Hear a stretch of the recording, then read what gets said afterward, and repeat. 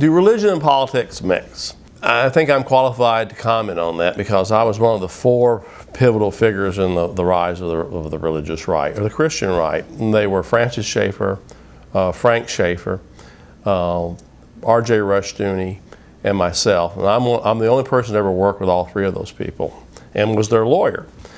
Rushdoony is since deceased. He was the real father of the Christian right. Francis Schaeffer was the energizer of the Christian right, which is a totally different thing. So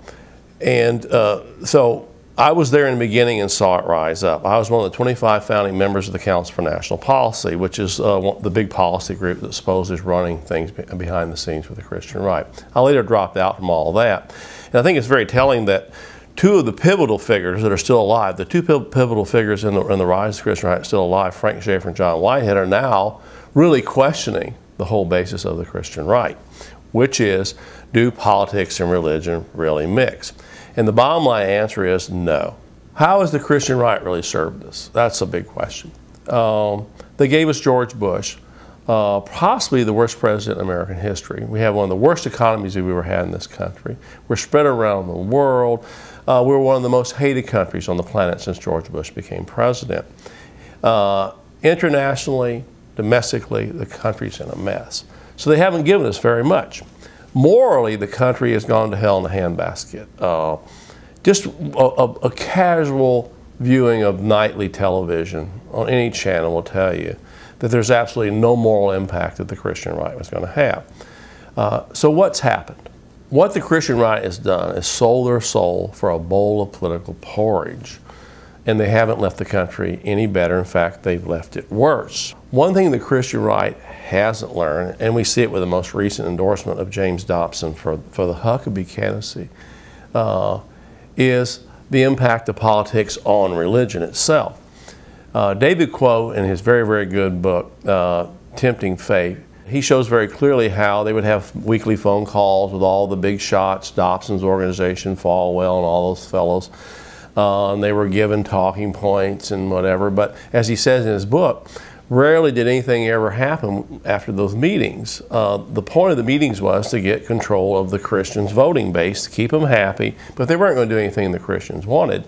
And what Quo points out, I think it's very apropos, is that it was an easy sell to the Christians. Why? Because they wanted to be close to power. They weren't there really to change power, they wanted to be close to power. This runs diametrically opposed to the teachings of Jesus Christ. Jesus Christ, there's no example of him anywhere in the Bible, any of his teachings or any of his actions, in any way endorsing power. He always opposed power. He spoke truth to power.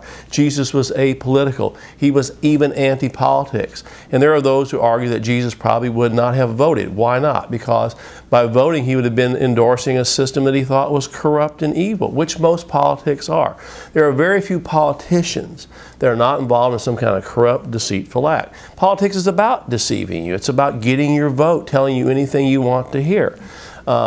Christ knew that was wrong, but most Christians have never figured that out. And a lot of religious people outside other religions just haven't figured it out. So they become tools for political power. What did Jesus stand for? Read Matthew 5. Blessed are the meek, not the powerful. Blessed are the poor. Be a peacemaker. All those really fundamental things that will change society, and that's how you change society. If you want to change society, you have to go to the root cause. It isn't a political problem, it's a moral problem. People need moral guidance, and that's what religion's supposed to do. It's supposed to give your average citizen moral guidance, and it's supposed to correct those in power. And the Christian rights failed miserably at both of those things. So is politics the answer? No, it's never been the answer. There's that great line from the rock band Who, one of their lyrics is, meet the new boss, it's the same as the old boss. That's fundamentally true. How long can Americans get so excited about politics to the point that it becomes a religion in and of itself?